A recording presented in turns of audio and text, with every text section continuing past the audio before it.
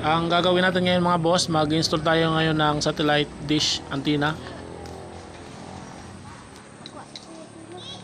Ato lang sa igbaw. Ato nga sa igbaw. Dito mga boss, may mga dahon. Diyan natin iharap ang ating satellite dish antenna.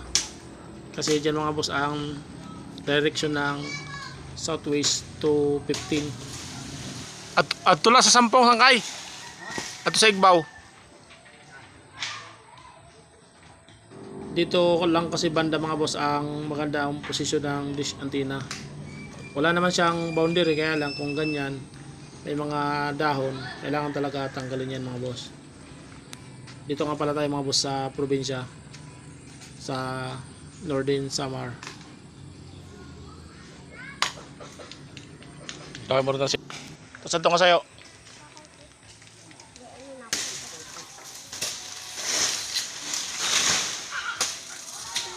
Yun, okay na.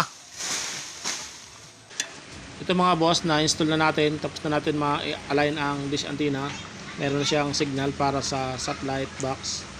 I-connect lang natin yan mga boss na cable wire doon sa box, doon sa TV. Nabutan na tayo mga boss ng ulan. Pero bago umulan, nahanapan na natin ng signal ang satellite box. Ito mga boss, na-align na natin ang dish antenna. I-connect na natin dito mga boss sa TV. Itong jack na ito mga boss, lapat lang natin yan, sagad lang natin yan. Ayan, tingnan nyo, wala siyang video kasi hindi pa nakalapat yung jack. Kaya ididiin pa natin yan. Ito, ilalapat natin ganyan. Ayan, meron na ang video, meron na ang signal. Yan lang po mga boss, maraming salamat.